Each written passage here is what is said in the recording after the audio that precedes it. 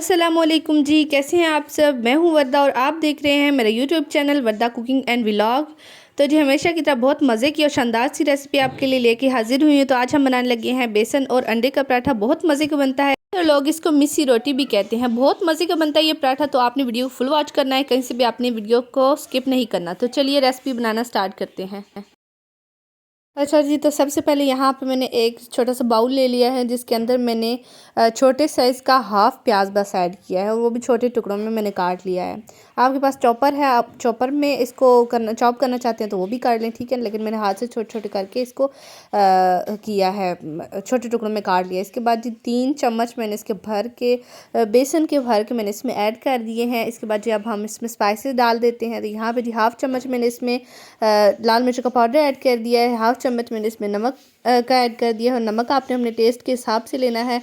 इसके बाद ये हाफ़ चम्मच मैंने इसमें हल्दी ऐड कर दी है, खूबसूरत सी इसकी जो है ना कलरिंग देने के लिए। इसके बाद जी हाफ़ चम्मच मैंने इसमें धनिया पाउडर ऐड किया है और हाफ़ ही चम्मच मैंने इसमें गरम मसाला पाउडर ऐड कर दिया। इसके बाद जी 1 चम्मच आपने खुश्क हरे धनिए की आपने लेनी, सॉरी खुश्क नहीं, हरे धनिए की आपने इसमें ऐड कर देनी है। और इसके बाद इन तमाम चीज़ों को अच्छी तरह से मिक्स कर लेना है, ठीक है। और अच्छे से इन तमाम चीज़ों को पहले मिक्स कर लेंगे, इसके बाद हम इसका घोल बनाएंगे। तो यहाँ पे जी 1 अंडा मैंने इसमें ऐड कर दिया है और अंडे का भी बहुत मज़े का इसमें फ्लेवर आएगा। तो पहले अंडा इसमें ऐड कर देंगे और उसको पहले अच्छी तरह से मिक्स कर लेंगे।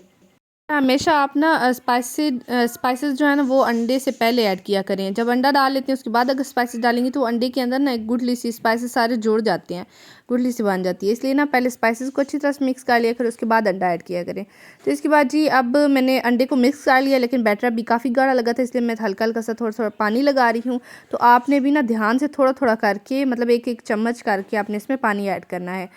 ज़्यादा पतला ना ज़्यादा हमने इसका गाढ़ा बैटर बनाना है, बस दरमियाना सा बनाना है। मैं आपको चेक करवाती हूँ, जब मैं तवे पे डालूँगी ना तो आप देखिएगा कि किस तरह से इसकी कंसिस्टेंसी आपने रखनी है। तो अब जी मैंने फ्राइंग पैन को जो है चूल्हे पे रख दिया है और इसके बाद जी इसमें 1 चम्मच ऑयल का ऐड कर दिया है। इसके बाद ऑयल जब गर्म हो जाए तो आपने ये सारा बैटर इस तरह से डाल देना। तो आपने देखा है कि बैटर कितना पतला है, आपने इसी तरह इतना पतला रखना है, ठीक है। इससे आपकी जो है ना रोटी अच्छी बनेगी, बारीक भी बनेगी। अगर आपने मोटा रखा तो रोटी भी काफ़ी मोटी बनेगी और अंदर से फिर कच्ची रह जाएगी। तो इस तरह से फ्राइंग पैन को हिला के ना आपने सारा बैटर फैला देना है, ठीक है। और बाकी के अगर कोई थोड़े से साइड पे बच भी जाए ना जगह तो उसे चम्मच की मदद से अच्छी तरह से फैला दे। और जहाँ से आपको लगे बैटर ज़्यादा डाल गया है तो वहाँ से भी ना पतली वाली साइड पे ले जाएं, ठीक है। अच्छे से इसका ना बराबर कर दें, इसकी सतह को ना बराबर कर दें चम्मच के साथ। बहुत मज़े का पराठा बनता है, आपने इसको लाजमी ट्राई करना है, ठीक है। बच्चों को लाजमी बना के देना है, इंशाल्लाह आपकी ज़िंदगी जो है ना आसान हो जाएगी। बच्चों की ना चीज़ें जो होता है ना, माएँ बड़ी परेशान होती हैं कि हम क्या बना के दें बच्चों को, सुबह के नाश्ते में उनके लिए क्या हेल्दी है। तो ये इंशाल्लाह नाश्ता उनको बहुत पसंद आएगा। तो अब ना थोड़ी देर बाद आपने इसको ना हल्का से हिला के चेक करना है कहीं से जोड़ तो नहीं रहा, अगर कहीं से नीचे चिपक रहा हो वहाँ से आसानी से इसको ना स्पैचुला के साथ आपने जो है उतार लेना है, ठीक है। अब आराम से बहुत ही ईज़िली ये पलटी जाती है रोटी जो है पराठा हमारा। तो अब इसको मैंने पलट लिया। अब हम जो है दूसरी तरफ से भी अच्छे से पका लेंगे, लेकिन एक तरफ से भी अभी थोड़ा सा कच्चापन है, इसको भी हमने दूर करना है, लेकिन हम दूसरी साइड से पहले पका लें। तो ये देखिए जी दूसरी साइड से भी थोड़ा सा हमने पका लिया। अब इसको फिर जो है ना दूसरी साइड से हम पहले वाली साइड से अच्छे से पकने देंगे, फिर हम इसको दूसरी तरफ से भी एक बार फिर से पका लेंगे, ठीक है। हमने बिल्कुल अच्छे से इसको ना पकाई इसकी अच्छे से करनी है ताकि ना बेसन कच्चा ना रह जाए, ठीक है। ये देखें इस पर कलरिंग आ गई है बहुत खूबसूरत सी।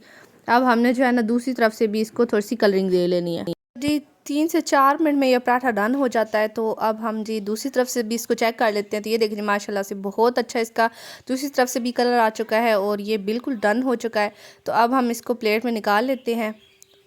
तो ये देखिए जी माशाल्लाह बहुत मज़े का पराठा बनकर रेडी हो चुका है। तो मैं आपको चेक करवा देती हूँ कि कितना सॉफ्ट बना है। ये देखें बिल्कुल भी नहीं टूट रहा, खाने में बहुत नरम होता है। तो आपने वीडियो को लाजमी ट्राई करना है और अगर आपको वीडियो अच्छी लगी है तो वीडियो को लाइक शेयर कमेंट ज़रूर करें। चैनल को सब्सक्राइब करना मत भूलिए, साथ में बने बेल का आइकन को लाजमी प्रेस करिए ताकि मेरे इस तरह की मज़े मज़े की वीडियोज़ का नोटिफिकेशन आपको मिलता रहे। तो जी मिलते हैं हमारे नेक्स्ट वीडियो में, तब तक के लिए इजाज़त दीजिए। अल्लाह हाफिज़।